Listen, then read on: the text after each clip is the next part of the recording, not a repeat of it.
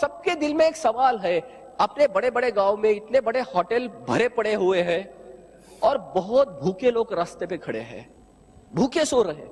वो भूखे लोग होटल में क्यों नहीं जाते होंगे?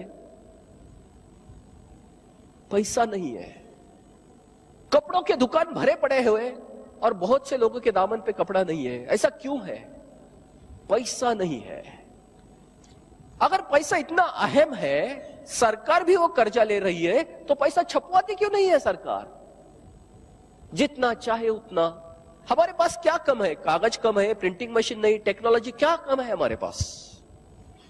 हम इंपोर्ट भी कर सकते हैं। हमने की थी बीच में करेंसी इंपोर्ट कोरिया से।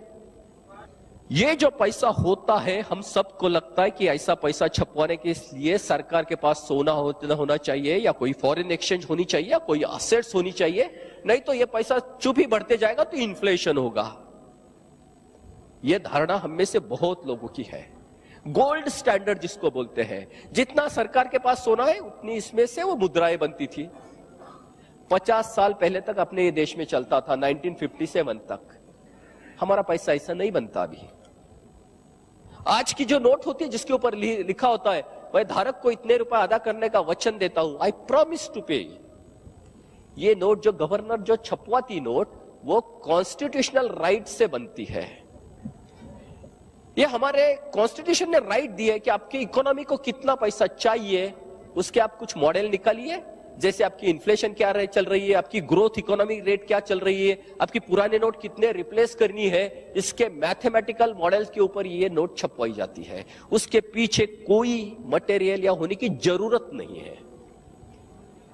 इसीलिए इस पैसे को हाई पावर्ड मनी बोलते हैं, जिसके पीछे क्रेडिट की जरूरत नहीं होती है, उसके पीछे कॉन्स्टिट्यूशनल पावर होती है। यह पैसा एक प्रकार का हो गया जो सरकार छपवा सकती है रिजर्व बैंक से, और इसमें कि कितनी हमारी वृद्धि है, अर्थव्यवस्था की वृद्धि कितनी है, इन्फ्लेशन के रेट क्या है, इसके मैथमेटिकल मॉडल बनते हैं और उसी हिसाब से नोट छपवाई जाती है। दूसरा एक पैसा होता है, जब मैं किसी के नाम पे, अगर कोई हम जैसे कोई उठ के किसी के नाम पे एक चेक लिखता है, पेड टू समबडी, और नीचे हम साइन करते हैं, यह दूसरा पैसा होता है जिसको क्रेडिट मनी या बैंक मनी बोलते हैं। ये दूसरा पैसा हम सब लोग बना सकते हैं खुद का। 500 रुपए का चेक और 500 रुपए की करेंसी नोट में कोई फर्क नहीं होता, दोनों को ही ट्रांजैक्शन मनी यही बोला जाता है। इकोनॉमिक टर्म्स में उसको नैरो मनी भी बोलते हैं, M1। लेकिन ये दूसरा पैसा जो बनाना होता है, इसके लिए आदमी की बैंक अकाउंट होनी जरूरी है, उसके बैंक में साख होनी जरूरी है, क्रेडिट होना जरूरी है, तभी वो मान लेगी बैंक। ये जो बैंक प्रणाली है जिसमें मैं एक इंस्ट्रूमेंट बनाता हूं खुद का, इसके लिए मेरा बैंक में अकाउंट होना और मेरी साख होना जरूरी होता है। इसीलिए इसको क्रेडिट मनी या बैंक मनी भी बोलते हैं। पहला पैसा सरकार जो बनाती है वो पावर मनी होती है, जिसको हाई पावर्ड मनी होता है। और दूसरा पैसा जब हम सब आम लोग बना सकते हैं, वो डेबिट कार्ड से बनाए या इलेक्ट्रॉनिक मीडिया से बनाए, ये साख के ऊपर होती है। इसके लिए बैंक का होना बहुत जरूरी होता है। और यही हमारी एक गलती यहां होती है।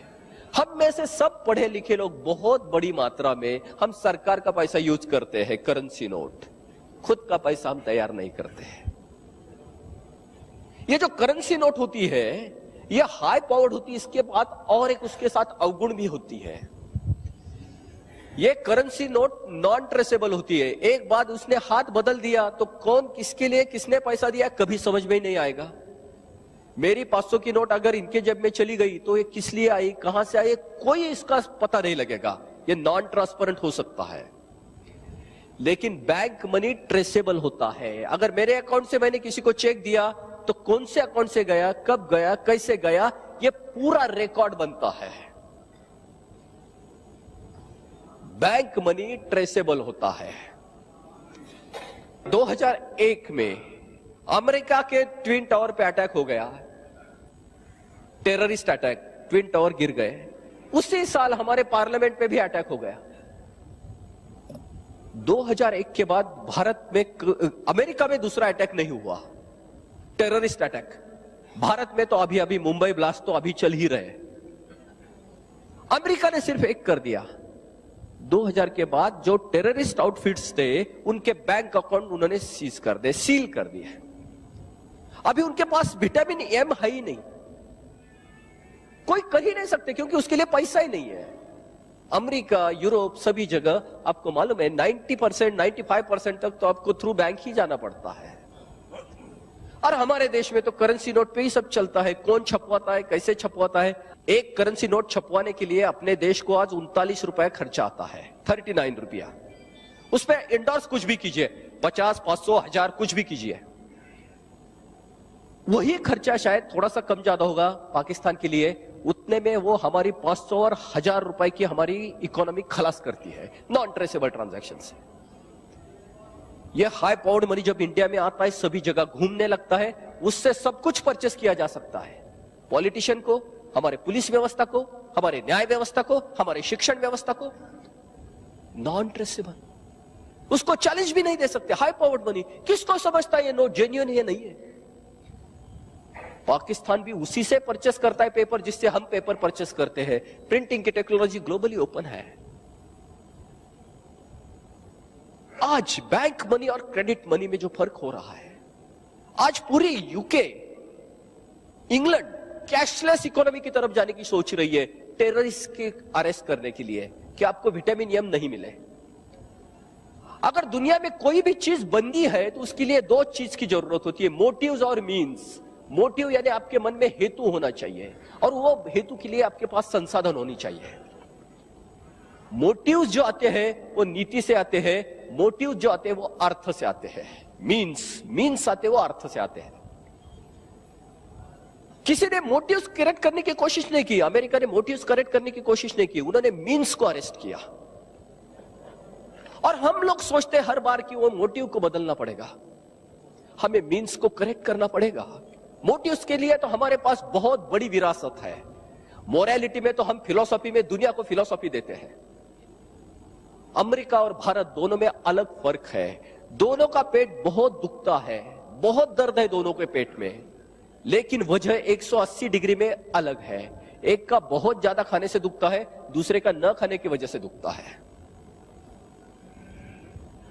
हम लोगों को क्या करना चाहिए? पैसा इतना अहम हो गया है और वो पैसा नहीं बन रहा है तो हमारे लिए क्या होगा? हम पैसे को कैसा बनाएंगे? बैंक से कैसे ट्रांजैक्शन होते जाएंगे? ट्रांसपेरेंट कैसे होंगे? और जैसे बाबा जी जो बात करते हैं कि 50 की करेंसी नोट क्यों नहीं चाहिए ऊपर की, 39 रुपए के खर्चे में अगर पाकिस्तान को 50 की नोट बनानी है तो परवड़ेगी नहीं, क्योंकि वो डिस्ट्रीब्यूट करने के लिए 11 रुपए लगेंगे, बैंकक्रप्ट हो जाएगा पाकिस्तान। लेकिन 39 रुपए में 500 और 1000 की अगर ये काउंटरफिट करेंसी बनी ना तो कितना प्रीमियम है। ये दाऊद कहां से इतने बड़ा फैला सकता है? ये कोई भी करप्शन का बेसिक टूल क्या है? हम में से इतने बड़े व्यापारी है, बड़े बिजनेसमैन है, हम रिश्वत किस में देते हैं? कभी चेक से दे सकते हैं? दाऊद ने कर मेरे कनपट्टी पे रिवॉल्वर रखा, मुझे 2 लाख रुपए की रेंसम चाहिए, फिरौती चाहिए, मैं इतना ही पूछूंगा मेरे पास करेंसी नहीं है, बोल कौन से नाम पे चेक दे दूं? दाऊद ले सकेगा वो पैसा? हम लोग बहुत बड़ी मात्रा में एक तरफ जा रहे हैं कि ये सभी अर्थशास्त्रियों का प्रॉब्लम नहीं है, ये तो आम आदमी का, ये कॉमन सेंस का प्रॉब्लम है। हम ट्रेसेबल नहीं बना पा रहे हैं हमारे अकाउंट्स को। आज जो सुरेश कलमाड़ी जो अंदर गए हैं वो अभी तक सिर्फ 300-350 करोड़ की इसमें जो ट्रेसेबल हुए हैं ट्रांजैक्शन, लेकिन हमें मालूम है कि वो फिगर कितनी बड़ी है। हमें उनकी ट्रेसेबिलिटी एस्टेब्लिश नहीं होती है करप्शन की इसमें, और कानून तो वो चाहता है। हमें क्या करना पड़ेगा? हमें बैंक की तरफ जाना पड़ेगा कैश से निकाल के। और वो कैसा होता है, वो क्या करनी चाहिए है? थोड़ा सा प्रेजेंटेशन में मैं आपके सामने एक चित्र रखता हूं जो हम हमारा समाज किस तरीके से आगे आ रहा है। हम ये सोशल रियलिटी बोल के इसको देख रहे हैं। हमारा एक बड़ा जहाज है, टाइटैनिक जैसा बड़ा जहाज, 121 करोड़ की हमारी उसमें पॉपुलेशन उसमें तैर रही है, उसमें प्रवास कर रही है। तो ये बड़ी जहाज एक जागतिकीकरण यानी ग्लोबलाइजेशन की इसके ऊपर जाके टकरी है। नीचे से छेद गया, पानी ऊपर आ रहा है। ये इस जहाज में बड़े बड़े टियर्स है। सबसे ऊपर वाला टियर जो है वो पॉलिटिशियंस और पॉलिसी मेकर का है। बड़े आराम से वो टिकट निकाल के अंदर बैठे हैं सब, लेकिन दरवाजे बंद है। नंबर 2 वाला जो टियर है उसमें सभी ऑर्गेनाइज क्लास, जो पेंशन होल्डर है, जिनके पास थोड़ी सी भविष्य की कुछ निधि है, कोई सुरक्षा है, वो बीच वाला है। और सबसे छोटे वाला जो क्लास है, नीचे वाला अनऑर्गेनाइज क्लास, हमारे देश में 70% पॉपुलेशन उसमें है। किसान हो, छोटे उद्योजक हो या स्टूडेंट्स हो, जहाज से नीचे से पानी आ रहा है, नीचे वाले क्लास के नाक तक पानी आ गया और ऊपर वाले दोनों के दरवाजे बंद है, उनको मालूम नहीं नीचे क्या हो रहा है। ये सब भाग रहे जान बचाने के लिए। 70% हमारे देश में आज ये कंडीशन है। ऐसा एक बड़ा जहाज टूट के अभी समंदर में पड़ा है जिसका नाम सोवियत यूनियन है। 1989 में टूट के पड़ा है, बिखर गया है। आज हमारे जहाज करप्शन और इसमें से ये कंडीशन में है, ऐसा हमें लगता है। ये इंटरप्रिटेशन है, ये गलत हो सकता है। आज हम सबकी एक ही ड्यूटी हो सकती है, एक ही कर्तव्य हो सकता है, अपने अपने कमरे छोड़ के वो जहाज को बचाना चाहिए। कोई भी चेंबर में हो, मैं इंजीनियर हूं, डॉक्टर हूं, सीए हूं, बिजनेसमैन हूं, पहले वो जहाज बचना चाहिए। देश बचेगा तो हम तैरेंगे। हमारा देश अभी एक बड़ी बिल्डिंग जैसे खड़ा हो गया। ये पंचायत जैसी छोटी छोटी, स्मॉल इज ब्यूटीफुल से लेके हम जायंट इज पावरफुल की तरफ हम बढ़ने लगे हैं। अभी एक ओनरशिप के बड़े बिल्डिंग जैसे हमारा देश खड़ा हुआ। आपको तो सबको मालूम है कि ओनरशिप के बिल्डिंग को जो पानी का सप्लाई होता है वो ओवरहेड टैंक से होता है। नीचे वाले कुएं से और रिजर्वायर से तो पानी ऊपर नहीं ले जा सकते। हम देख रहे हैं कि इतने बड़े इसमें ऊपर वाले जो हौद है, टैंकर है, टैंक, उसमें से वाटर लेवल कम होती जा रही है, इसलिए बहुत से नल को पानी नहीं आ रहा है नीचे। हम समझ नहीं पा रहे कि ऊपर वाले टंकी में पानी क्यों नहीं है। हम जब पीछे जाके देखते हैं तो पीछे वाले हौद में तो बहुत पानी है, पंप चालू है, लेकिन वो वहां तक नहीं पहुंच रहे क्योंकि वो बीच में से पानी बाहर आ रहा है। ये ऊपर वाली टंकी गवर्नमेंट का रेवेन्यू होती है और ये जो पानी उठाने वाली जो होती है उसको टैक्स पैटर्न बोलते हैं, जैसे अभी बाबा जी बोल रहे थे। वो गवर्नमेंट तक पहुंच ही नहीं रहे, वो बीच में से बाहर निकल रहे, उसको काला पैसा या ब्लैक मनी बोलते हैं। और उसका एक अलग पॉइंट बन गया बाहर जो आउट ऑफ गवर्नेंस है, दैट इज पैरेलल इकोनॉमी, समांतर अर्थव्यवस्था। अभी सरकार को ऐसा लग रहा है कि ऊपर की टंकी भरने के लिए नीचे वाले टैंक इसमें हौद में पानी डालो, बाहर से टैंकर से पानी लाके डाल रहे हैं। फॉरेन डायरेक्ट इन्वेस्टमेंट हो या एसईजेड हो, उनको लग रहा है कि ये नीचे वाले हौद में पानी आएगा तो ऊपर जाएगा। कैसा जाएगा जब तक ये अंदर है। ये जो बड़ी बड़ी फिगर आ रही ना, 1,72,000 करोड़, एफडीआई नीचे आ रहा है, बाहर से जाके घूम के फिर बाहर जा रहा है। और अभी सभी व्यवस्थाएं, सबको पानी की जरूरत है। आम आदमी को भी मजबूरन यहां जाना पड़ रहा है पैरेलल इकोनॉमी की तरफ। आम आदमी को अगर एक फ्लैट लेना है तो सफेद पैसे में पूरा फ्लैट कभी नहीं मिलेगा, उसको तो देना ही पड़ेगा। मैं रिश्वत लेना नहीं चाहता, लेकिन देना तो मुझे पड़ेगी, ये तो मेरी मजबूरी है। और ये आ रहा है यहां से, और ये टोटली आउट ऑफ गवर्नेंस है। ये अगली वाली सिस्टम गवर्नेंस में है क्योंकि उसको टैप है, लेकिन यहां क्या कर सकते हैं हम। आज को जो सब फैला हुआ है ना, वो पैरेलल इकोनॉमी से आ रहा है। अभी आपको क्या लगता है कि ये नलियां बदलने के सिवा कोई और रास्ता है अपने पास? कोई रास्ता है? आम आदमी का बजट और सरकार का बजट बिल्कुल उल्टा होता है। आम आदमी का जो इकोनॉमिक बजट होता है वो ऐसा होता है कि पहले उसकी आय वो समझता है कि मेरी आय कितनी है, मेरा वेतन कितना है या मेरी इनकम कितनी है। उसके बाद में उसका एक्सपेंडिचर प्लान यानी व्यय वो निकालता है कि मैं 10,000 रुपए कमाता हूं, 2,000 रुपए मेरे घर खर्चे के लिए, 1,000 रुपए मेरे ट्रांसपोर्ट के लिए, एक हफ्ता एजुकेशन के लिए, कुछ हॉस्पिटल के लिए। जो पैसे मेरे पास बचते हैं मैं उसका सेविंग करता हूं या इन्वेस्टमेंट करता हूं। जो पैसा मुझे कम पड़ता है मैं उसको बोरो करता हूं या घर की कोई चीज बेच देता हूं पैसा खड़ा करने के लिए। सरकार का बजट बिल्कुल उल्टा होता है। सरकार के बजट में पहले व्यय निकाला जाता है, खर्चा कितना करना है, एक्सपेंडिचर प्लान, उसके बाद में उसको रेवेन्यू प्लान बनाना होता है, इसीलिए टैक्सेशन होता है। Taxation is the clean revenue to government and is a mandatory contribution of everybody's towards nation. Tax लगाने का सिर्फ सरकार का अधिकार होता है। अब मुझे यह बताइए, अगर व्यय के बाद, एक्सपेंडिचर प्लान के बाद अगर रेवेन्यू प्लान बनाती है सरकार, तो कभी डेफिसिट में जा सकती है क्या? थियोरेटिकली जा सकती है? थियोरेटिकली जा ही नहीं सकती।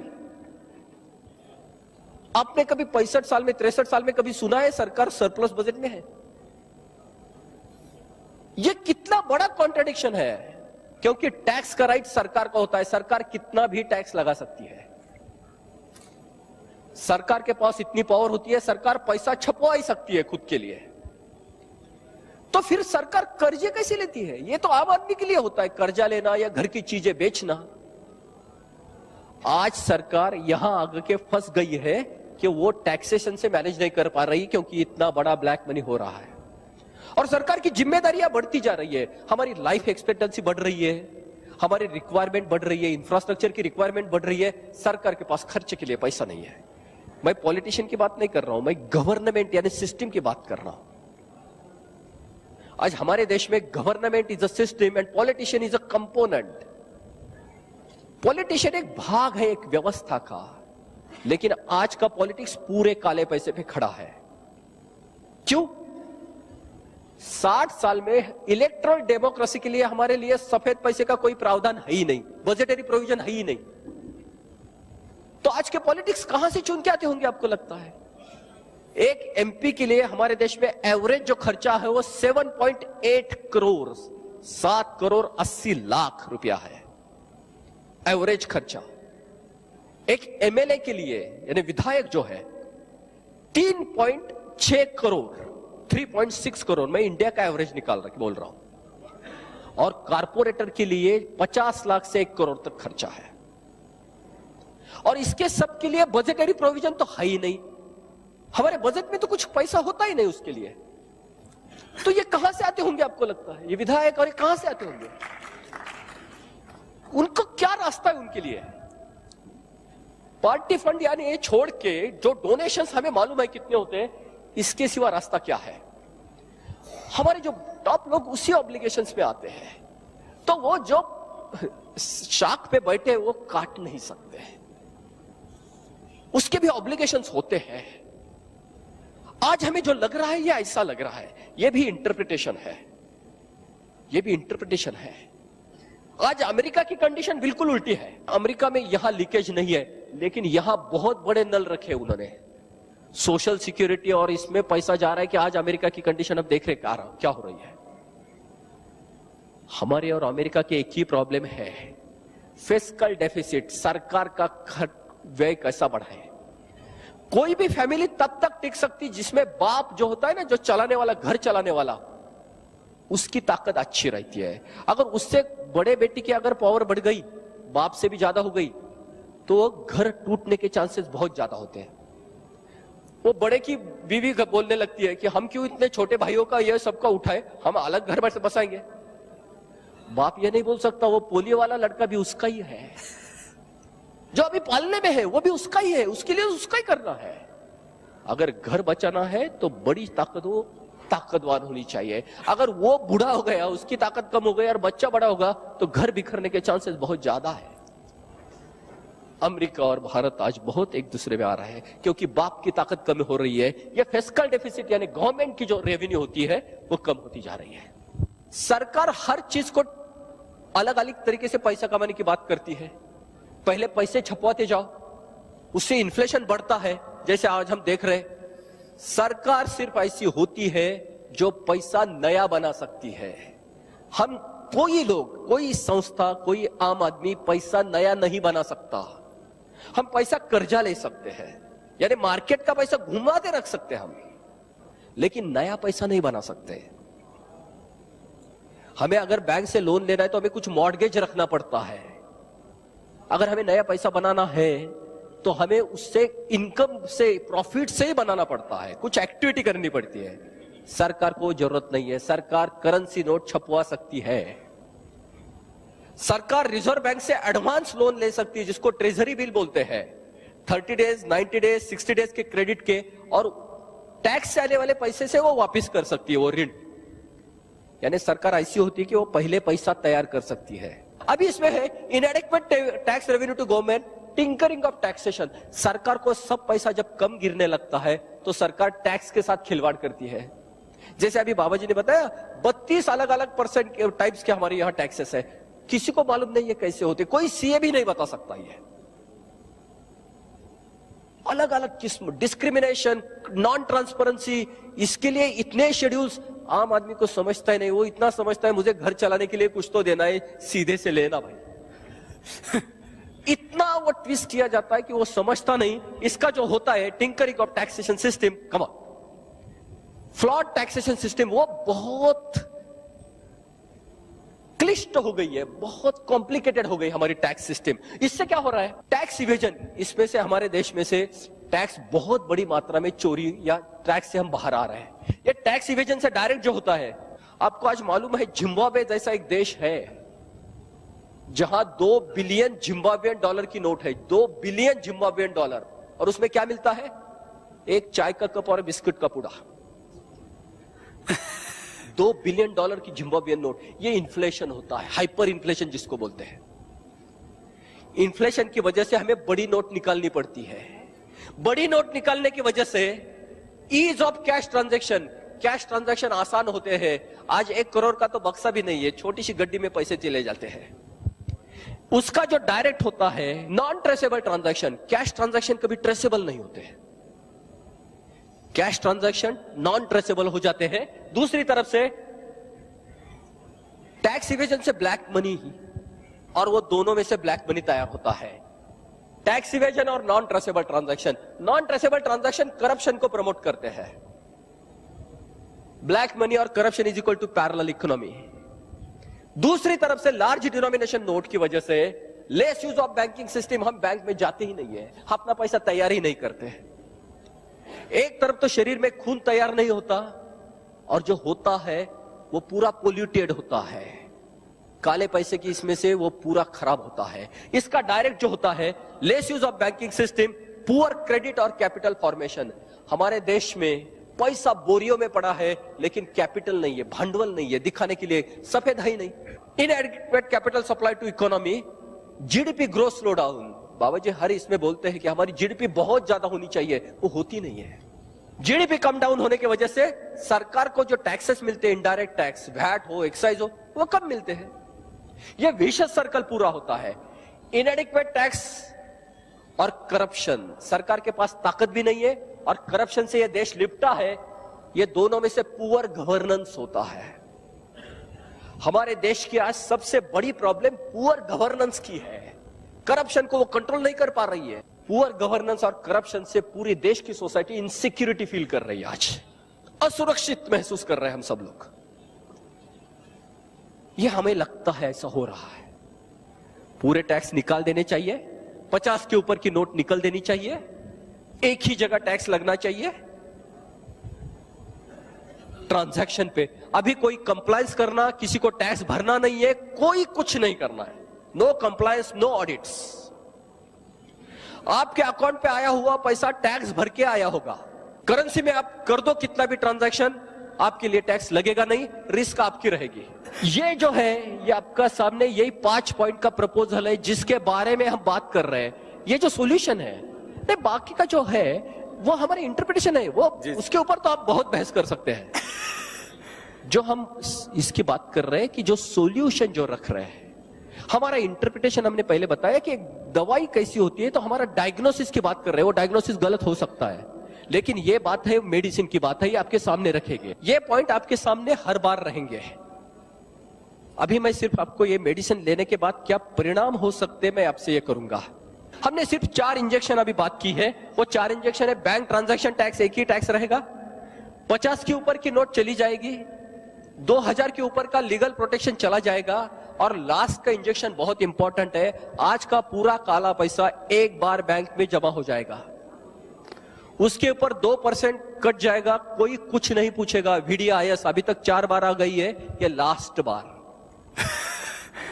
आपके पास 10,000 करोड़ है, आपका नाम कुछ भी है, लाके डालिए, आपको कोई कुछ नहीं पूछेगा। सिर्फ नोट असली है या जाली है ये देख लिया जाएगा। एक बार ये फिल्टर जरूरी है। आपका पैसा भी ट्रेसेबल होगा। एक बार VDS सुप्रीम कोर्ट ने अभी बोला है कि अभी ये लास्ट टाइम आई थी कि हर बार अगर आप ऐसा करेंगे तो ईमानदार आदमी को क्या मिलेगा। ये लास्ट करेक्शन है, ना इसके बाद टैक्स रहेगा ना VDS की जरूरत पड़ेगी, क्योंकि उसके बाद टैक्स ही नहीं रहेगा। ये 4 का इंजेक्शन का आप सिर्फ परिणाम देखिए क्या होता है, आपके सामने सीधी बात आएगी। High value cash transaction not practical. 50 के करेंसी की नोट में आप बोरियों में तो पैसा ले नहीं जा सकेंगे, उसको तो पुलिस प्रोटेक्शन भी नहीं है, कोई भी आपको लेके लूट जाएगा तो आप कुछ नहीं कर पाएंगे। High value cash transaction not practical नहीं होंगे। इसका मतलब जो होगा इंक्रीज इन बैंकिंग ट्रांजैक्शन बढ़ेंगे। अगर कैश ट्रांजैक्शन प्रैक्टिकल नहीं है तो आप बैंक ट्रांजैक्शन बढ़ सकते हो, उसके सिवा क्या हो सकता है। और उस जगह आपको बैंक ट्रांजैक्शन टैक्स लगेगा। इसका मतलब होगा tax revenue increases by orders of magnitude. सरकार को ह्यूज टैक्सेशन आएगा। Adequate revenue to government. सरकार यानी वो टंकी भरेगी, कितना आएगा, जैसे बाबूजी ने बताया था। आज RTGS जिसको बोलते हैं real time gross settlement, online पे जो ट्रांजैक्शन होते हैं, रोज 2.5 लाख करोड़ रुपए के ट्रांजैक्शन RTGS में होते हैं। ये RBI साइट पे फिगर है। उसके ऊपर अगर 2% टैक्स लग गए तो रोज के 5,000 करोड़, 2.5 लाख के 2% 5,000 करोड़ रोज का टैक्स। रोज अगर 2.5 लाख करोड़ के ट्रांजैक्शन है उसमें 2% का टैक्स लगेगा, 5,000 करोड़ रोज का ट्रांजैक्शन टैक्स हो गया कलेक्ट। मल्टीप्लाई बाय 300 डेज, 65 दिन बैंक की छुट्टी, 15 लाख करोड़ रुपया। आज हमारे देश में total taxation local body, state और सेंट्रल का सब मिलके 12.5 लाख करोड़ रुपया है। 15 लाख करोड़ रुपए में RTGS की आज बात कर रहा हूं सिर्फ। आप ये करेंसी ट्रांजैक्शन आप तो जानते ही है कि हमारे बैंक ट्रांजैक्शन से कितने गुना ज्यादा है। करेंसी कॉम्प्रेस होगी तो कितनी बड़ी मात्रा में बैंक ट्रांजैक्शन चलेगी। 2% नहीं, वो 0.5% हमारे लिए बहुत बड़ी टैक्स होगी। Tax collection is simplified, opportunity for corruption eliminated, black money eliminated. आपको टैक्स ही भरना नहीं तो काला पैसा बनेगा ही नहीं, स्टैंप ड्यूटी नहीं, कुछ भी टैक्स नहीं है। Second, fake currency eliminated. 39 रुपए में 50 रुपए छपवाना परवड़ेगा नहीं किसी को। ये दोनों का अल्टीमेट होगा, ब्लैक मनी भी नहीं और फेक मनी भी नहीं है। Anti social and anti national elements effectively checked. Corruption पे भी चेक आएगा क्योंकि आपके पास व्हीकल ही नहीं रहे होगा नहीं।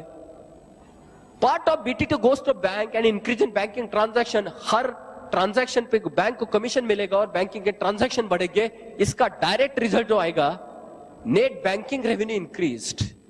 बैंक को इंटरेस्ट की जगह और एक पैरेलल रेवेन्यू सोर्स आएगा, इससे बैंकिंग रेवेन्यू बढ़ेगा। उसका डायरेक्ट इफेक्ट है ग्लोबली कॉम्पिटिटिव इंटरेस्ट रेट। हमारे पास रिक्वायरमेंट बहुत है, पोटेंशियल है, परचेसिंग पावर मिलेगी। ग्लोबली कॉम्पिटिटिव इंटरेस्ट रेट अगर 4% 5% से हमें सबके लिए पैसा मिलने लगेगा, किसानों को, एजुकेशन को, व्हीकल को, हाउसिंग को, चीप एंड इजी कैपिटल, पैसा आसान भी होगा और सस्ता भी होगा। इसका डायरेक्ट इफेक्ट है purchasing power of a society as a whole increased. यही होता है, सिर्फ यही होता है इकोनॉमिक्स में। आज अमेरिका में जो डर है इंटरेस्ट रेट बढ़ने के डर है और सोसाइटी की परचेसिंग पावर डाउन जाएगी, यही डर है। Market demand boosted, purchasing power बढ़ेगी, जरूरतें हैं तो मार्केट की डिमांड बढ़ेगी। उसका direct effect industry trade supply stimulated, रोजगार बढ़ेगा, कारखाने चलेंगे, बिजनेस चलेंगे, पैसा है, बढ़ोतरी। Commodities and services are freed from tax influence, prices drop. आज हम सबको मालूम है हर चीज के ऊपर कम से कम 30% या 35% टैक्सेस होते हैं। हर चीज के ऊपर एक्साइज होती है, हर चीज के ऊपर वैट होता है, हर चीज के ऊपर टैक्सेस होते हैं, लोकल बॉडी के टैक्सेस। हमें मालूम है कि पेट्रोल की कीमत कितनी है मार्केट में, उसके ऊपर टैक्सेस कितने हैं। 65 रुपए की कीमत जो है पेट्रोल की, उसकी रियल प्राइस जो है वो 27 रुपया कुछ पैसा है, ऊपर के सब टैक्सेस है। हर चीज के ऊपर टैक्सेस होते हैं, वो कम से कम 35% तक उसका कंपाउंडिंग होता है। सब टैक्स चले जाने से प्राइसेस विल ड्रॉप और वहां से इंटरेस्ट रेट कम होने से चीप एंड इजी कैपिटल, उससे भी प्राइसेस कम आएगी, महंगाई बहुत नीचे जाएगी, purchasing power increases, market demand boosted, focus shifted to innovation from manipulation. हम काली पैसे की जगह हम सफेद पैसे की बात करेंगे, क्वालिटी की बात करेंगे, इंप्रूवमेंट की बात होगी। ये पैसा छुपाना कहाँ, फिर वो स्विस बैंक में रखना कैसे, फिर उसको वापस कैसे लेना, फिर वो मॉरिशस रूट कैसे करना, कोई जरूरत नहीं रहेगी। पैसा यहां घूमेगा, यहां होगा। Industry trade supply stimulated, black money is converted into white money supply regulated. बड़ी नोट भी नहीं है तो एक बार सब कुछ ला के डालो, वीडियास। आपको कोई पूछेगा नहीं 28,000 कहां से आए, 28,000 करोड़ ये इकोनॉमी में आ जाएंगे, तो लोगों को सस्ते इसमें कर्जा मिलेगा और नीचे तक वो परकोलेट होगा। आपका पैसा तिजोरी में जो पड़ा है वो किसी के काम का नहीं है, नीचे आना चाहिए उसको।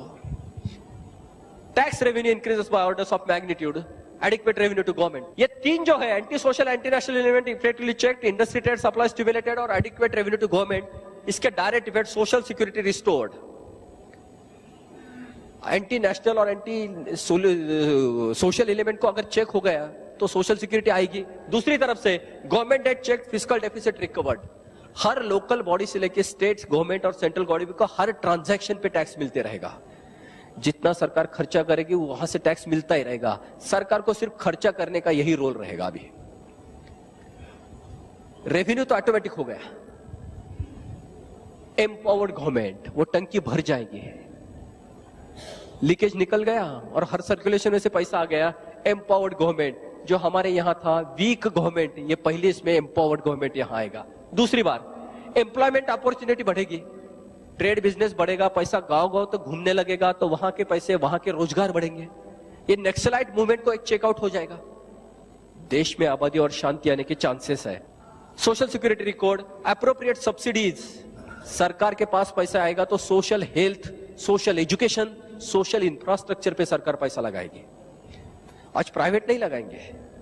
आज सोशल हॉस्पिटल में क्या कंडीशंस है, सोशल एजुकेशन के क्या हाल, सरकार के पास पैसे नहीं है। प्राइवेट तो परवड़ेगी नहीं, जिसको परवड़ेगी वो सिर्फ ऊपर जा रहा है। सरकार के पास पैसा आएगा तो गरीब लोगों तक वो पहुंचेगा। Globally competent agro segment, budgetary provision for political system. सरकार के पास पैसा आएगा तो पहले इलेक्शन के लिए और पॉलिटिक्स के लिए सफेद पैसा देना पड़ेगा, काले पैसे से हमें उनको तोड़ना पड़ेगा। इससे काला पैसा चले जाएगा। और budgetary provision for political system, black money eliminated और budgetary provision for political system, cleansed political system. हम ये चाहते हैं, इसकी सिवा कुछ नहीं होगा। हमारी राजकारण शुद्ध होनी चाहिए, काला पैसा चले जाएगा और सफेद पैसे पे वो चलेगा। Clinched political system, empowered government and clinched political, ये दो सिर्फ इफेक्टिव गवर्नेंस दे सकते हैं। जो पुअर गवर्नेंस से हमने बात की थी, अब इफेक्टिव गवर्नेंस तक आ गए। That's the end, empowered India what we dream.